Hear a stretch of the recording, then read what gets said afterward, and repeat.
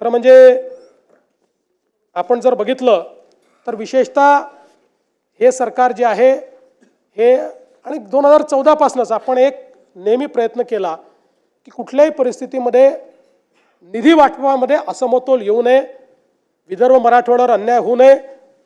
राज्यपालांचे पूर्वी निर्देश असायचे, आता ते निर्देश नाही। सुधीर भाऊंनी सांगितलंय की आपले वैधानिक विकास मंडळ पुन्हा जिवंत करा।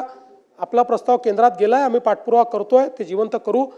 पण सुधीर भाऊ, ते मंडळ नाही म्हणून तुम्ही अर्थमंत्री होता, तुम्ही कधी अन्याय होऊ दिला नाही, दादांनी अन्याय होऊ दिला नाही। त्या सूत्राप्रमाणे जे पैसे मिळाले पाहिजे त्याच्यापेक्षा तसुभर जास्तच पैसे हे विदर्भ मराठवाड्याला आपण दिले।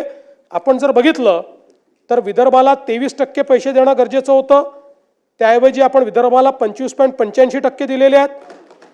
मराठवाड्याला 18% देणं गरजेचं होतं, त्याऐवजी आपण 19% पैसे मराठवाड्याला दिलेले आहेत।